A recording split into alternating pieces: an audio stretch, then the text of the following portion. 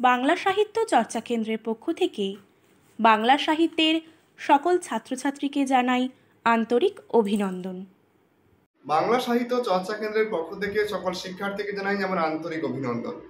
আজকে আমি কল্যাণী বিশ্ববিদ্যালয়ের ডিওডিওল কোর্সের MA ক্লাসের দ্বিতীয় সেমিস্টারের বাংলা বিষয়ের সম্ভাব্য সাজেশন নিয়ে উপস্থিত হয়েছি। অনেকে মনে করবে যে স্যার এই সবেমাত্র ফার্স্ট সেমিস্টার দিলাম, এখনো 1 মাস হয়নি, আর আপনি দ্বিতীয় সেমিস্টারের কথা বলছেন। তো আমি দেখেছি অনেক শিক্ষার্থী তারা ওই পরীক্ষার কাছাকাছি সময় এলে তারা পড়াশোনা শুরু করে, যে কারণে কিন্তু একটা সমস্যার সম্মুখীন হয়। তাই হয়তো এখনো হাতে মাঝখানে আমাদের সময় আছে, 3 মাস 2.5 মাস 3 মাস মতো সময় আছে। কিন্তু আমি চাইবো যে পড়াশোনাটা আজ থেকে শুরু হোক। তাই আমি আজকের বেশ কয়েকটি কোরের সম্ভাব্য প্রশ্ন কি আসতে পারে সেটা আমি বলে দেবো। সবগুলো হয়তো আজকে বলবো না, কিন্তু পরে বলবো। তাই তোমাদেরকেও বলবো তোমরা আস্তে আস্তে প্রিপারেশন নাও, একসঙ্গে সব নেওয়ার দরকার নেই। আমিও একসঙ্গে তোমাদের সবগুলো দিচ্ছি না, তোমরা আস্তে কিন্তু প্রিপারেশন নিতে থাকো। কারণ পরীক্ষার সময় হয়ে গেলে কিন্তু সবগুলো যখন একসঙ্গে, তখন কিন্তু অনেক সময় প্রিপারেশন নিতে অসুবিধা হয়। তোমরা সেটা প্রথম সেমিস্টারেও দেখেছো। আর সবে মাত্র আমরা দেখবো রবীন্দ্রভারতী বিশ্ববিদ্যালয়ে ক্লাসের প্রথম সেমিস্টারে এক্সাম হয়েছে, কল্যাণীতেও হয়েছে। তো আমি এই ইউনিভার্সিটির আমি সাজেশন দিয়েছিলাম, তো সেখানে আমি আর তুলনামূলক আলোচনা করছি না প্রশ্নপত্র ধরে যে কি পড়েছে কি পড়েনি। আমি সমস্ত প্রশ্নপত্র সাজেশন প্রশ্নপত্র সব আপলোড করা আছে, তোমরা চাইলে দেখতে পারবে। রবীন্দ্রভারতীও দেখতে পারো, আবার কল্যাণীও দেখতে পারো যে কিভাবে প্রশ্ন এসেছে কি আসেনি, সেটা তোমাদের হাতে আমি বিচারের দায়িত্ব দিয়ে দিলাম।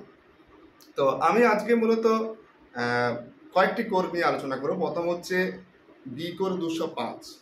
বি কোর 5-এ প্রথম পর্যায় থেকে যে প্রশ্ন আসতে পারে, প্রথমত হচ্ছে চতুর্থ স্বর্গের, মেঘনাদ বধ কাব্যের চতুর্থ স্বর্গের স্বতন্ত্রতা আলোচনা করা। আমরা জানি যে মেঘনাদ বধ কাব্যের 9টা স্বর্গ, 9টা স্বর্গের মধ্যে তিনি প্রাচ্য এবং পাশ্চাত্য কবিদেরকে অনুকরণ করে তিনি এই কাব্যটা লিখেছিলেন।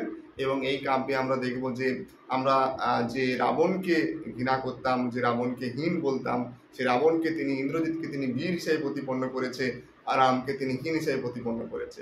তো একটা নীতিকে তিনি উল্টে দিয়েছেন, যে চিরাচরিত প্রথা বা রীতিকে তিনি উল্টে দিয়েছেন এখানে।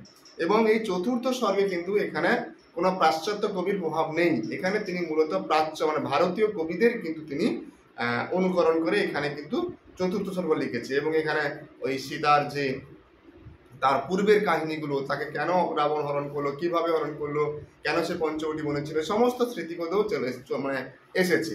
মেঘনাদ বধ কাব্য, মেঘনাদকে বধ হবে এটাই মূল উদ্দেশ্য, কিন্তু এখানে সীতার যে তার যে অতীত যে জীবনের কথাগুলো কিন্তু এখানে এসেছে। এছাড়া কি প্রশ্ন করতে পারে না, ষষ্ঠ স্বর্গের গুরুত্ব কোথায়? ষষ্ঠ স্বর্গ মানে মেঘনাদ বধ, তার মানে ষষ্ঠ স্বর্গের গুরুত্ব, কিংবা মেঘনাদ বধ হচ্ছে ওইখানে, তার মানে কাব্যের নামও কিন্তু মেঘনাদ বধ, আর ষষ্ঠ স্বর্গের নামটাও হচ্ছে বধ। তো এই যে জায়গাটা, এখানে নামকরণের সার্থকতা দিতে পারে, কিংবা এই ষষ্ঠ স্বর্গের গুরুত্ব কোথায়ও কিন্তু আলোচনা করতে দিতে পারে। এছাড়া চরিত্র হিসেবে সীতা চরিত্র, সরমা চরিত্র কিন্তু আসতে পারে। ঠিক আছে। পর্যায় 2-এ আমরা দেখবো যে বৃত্ত সংজ্ঞার কাব্য রয়েছে। বৃত্ত সংজ্ঞার কাব্য থেকে যে প্রশ্ন আসতে পারে, বৃত্ত সংজ্ঞার কাব্যের জাতি বিচার করো বা শ্রেণী নির্ণয় করো।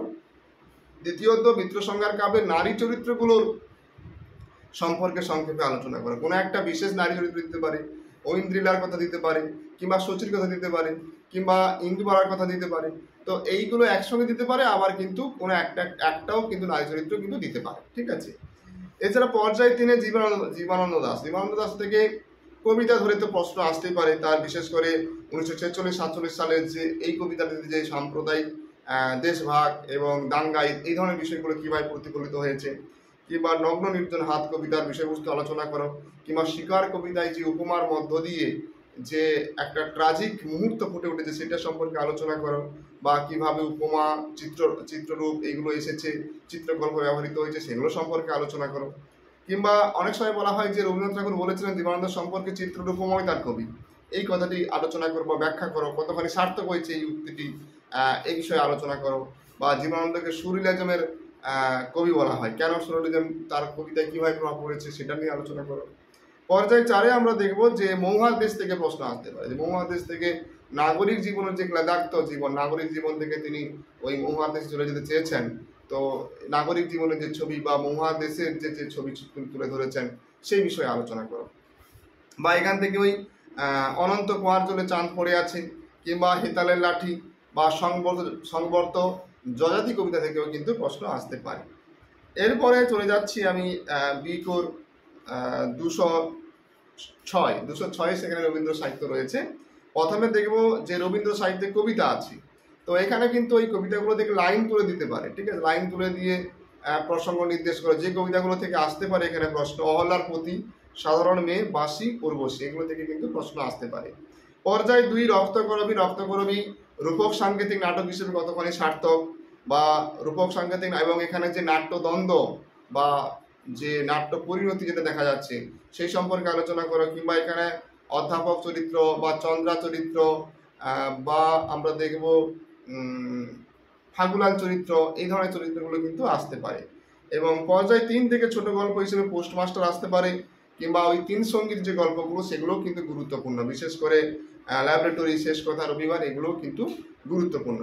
গোরা উপন্যাসে আমরা দেখব গোরাকে সামনে রেখে যে স্বদেশ চেতনা বা ভারত অন্বেষণ পরিলক্ষিত হয় সেই সম্পর্কে আলোচনা করো, কিংবা আমরা দেখব যে গোরা উপন্যাসের যে রাজনৈতিক প্রেক্ষাপটটা আলোচনা করো, কিংবা আমরা দেখব এই উপন্যাসের যে পরেশবাবু বা সুচরিতা চরিত্র বা আনন্দময়ী চরিত্রগুলো কিন্তু এখান থেকে আসতে পারে। বাকি যে থাকলো সেটা আমি কয়েকদিন বাদে আলোচনা করবো, তোমরা কিন্তু প্রিপারেশন নেওয়া শুরু করো, ঠিক আছে। এবং যদি ক্লাস এবং নোটসের প্রয়োজন হয় তাহলে তোমরা কিন্তু আমাদের সঙ্গে যোগাযোগ করতে পারো। আমাদের হোয়াটসঅ্যাপ নাম্বার তোমরা জানো, আমি স্ক্রিনে কিন্তু নম্বরটা দিয়ে দিয়েছি।